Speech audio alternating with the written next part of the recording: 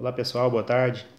Hoje eu quero compartilhar com vocês uma passagem de um livro que diz assim: Restauremos a busca verdadeira, que se importa com a presença de Deus e não somente com o que podemos receber dele. Aprendamos a estar com Deus em comunhão e devoção, e não deixaremos de provar o que ele pode fazer. E nem tampouco deixaremos de ter a sua presença conosco. Escolhendo a presença, também ficamos com o que Deus faz. Mas, escolhendo somente aquilo que ele faz, perderemos a sua presença. Eu achei muito interessante essa passagem.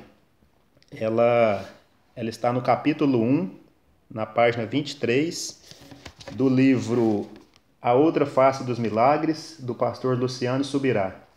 Este capítulo tem por título uma pergunta: Deus ou amuleto? Muito interessante esse título. Em um mundo tão materialista, tão imediatista, às vezes temos Deus somente como um amuleto, só como um amuleto. O buscamos somente por aquilo que Ele pode fazer. Queremos pedir para que Ele satisfaça as nossas necessidades e não buscamos pela sua essência, e não buscamos realmente como um Deus, mas às vezes como um amuleto para satisfazer os nossos sonhos, os nossos desejos, as nossas vontades. O mundo está assim, é uma correria, é uma busca constante por melhoria, melhor qualidade de vida, melhoria em todos os sentidos. E isso nos faz, às vezes, buscar Deus somente com interesse de ganhar dele alguma coisa. Usamos Deus realmente só para satisfazer as nossas vontades e não o buscamos pela essência dele, pela presença, por amor a ele, realmente por temor e por gratidão a tudo o que ele fez e ainda faz por nós. Devemos refletir sobre isso. Não podemos desejar mais o que Deus faz do que desejar a presença dele. A presença de Deus é muito mais importante do que aquilo que ele pode fazer por nós. Na Bíblia temos várias passagens de pessoas que se preocuparam mais com a presença de Deus e abriram mão das coisas deste mundo. Moisés, lá no Velho Testamento, quando Deus chegou para Moisés e falou assim: Moisés, eu vou dar para você e para o povo de Israel, tudo aquilo que eu prometi. Eu vou fazer vocês entrar na terra prometida, na terra que manda leite e mel. O que eu prometi, eu vou cumprir, eu vou dar a vocês. Mas a minha presença não vai com vocês, não estará com vocês, porque este povo é de dura serviço. Esse povo tem um coração duro, um coração difícil. E para que eu não os consuma pelo caminho, eu não vou com vocês. Vocês podem ir, vocês terão tudo que eu prometi. A terra que mana leite e mel, uma terra boa, eu vou dar a vocês. Mas a minha presença não irá com vocês. Moisés então clama a Deus, fala: Senhor, se a sua presença não vai conosco, não nos faça sair deste lugar. Moisés deixou bem claro ali que a presença de Deus era muito mais importante do que aquilo que Deus poderia dar ou fazer a eles. Um homem que tinha o coração voltado para Deus. Ele não falou: Senhor, eu não quero terra prometida, eu não quero nada de bênçãos se a sua presença não estiver conosco. Davi, nos Salmos, a gente percebe, em alguns lugares, Davi falando assim: Senhor, não retire de mim o seu espírito, a sua presença. O rei Davi, tão glorioso, tão rico, mas que não queria perder a presença de Deus. Era como se ele falasse: tira de mim tudo, o reino, a glória, a coroa, os bens, as riquezas, tira tudo, mas não retire de mim a sua presença e o seu espírito. Interessante, são exemplos para nós, para que nós possamos refletir, né, neste mundo tão imediatista e materialista, como temos buscado a Deus, qual tem sido a nossa conduta, né? O que Deus tem sido para nós? Um amuleto? Uma fonte de bênçãos e de milagres? Ou um Deus realmente amoroso, justo e que um dia, né, vai nos julgar na presença dele? Então que possamos buscar a presença de Deus e, como diz aqui nessa passagem, se buscarmos a presença dele, também teremos as suas bênçãos. Ele vai nos dar as bênçãos, vai nos abençoar.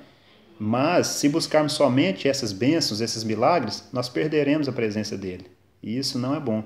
Devemos ter um coração voltado para a busca constante de Deus em oração e na meditação da palavra e não nos preocupar com o que ele vai fazer por nós, com o que ele pode fazer, isso vem em segundo plano, né? As bênçãos vêm decorrente de uma vida de obediência, de santidade diante de Deus, de uma busca constante.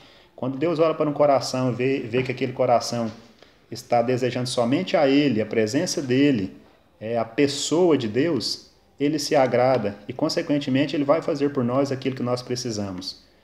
No tempo dEle, no tempo certo, não no nosso tempo, porque nós somos imediatistas e também queremos tudo para ontem, e o tempo de Deus não funciona dessa maneira.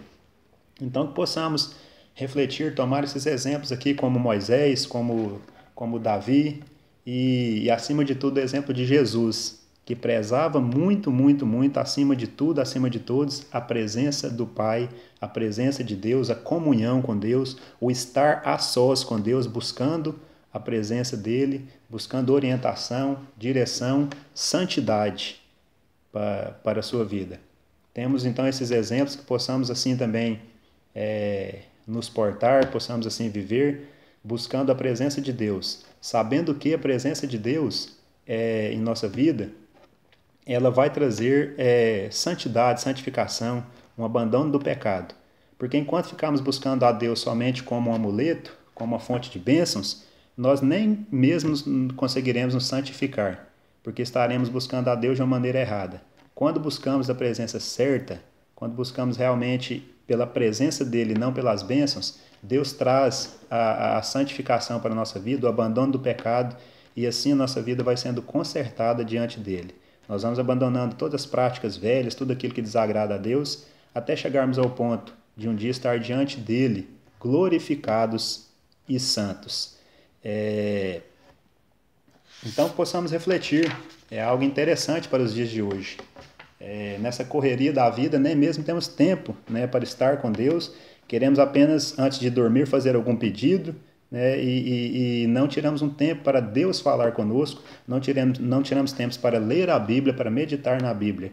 Então, que possamos mudar a nossa conduta, a nossa maneira de enxergar Deus.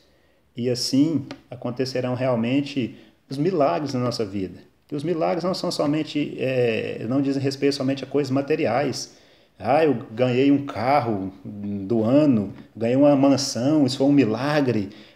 Eu fui curado de uma doença, isso é um milagre. Não, os milagres também vêm na questão espiritual.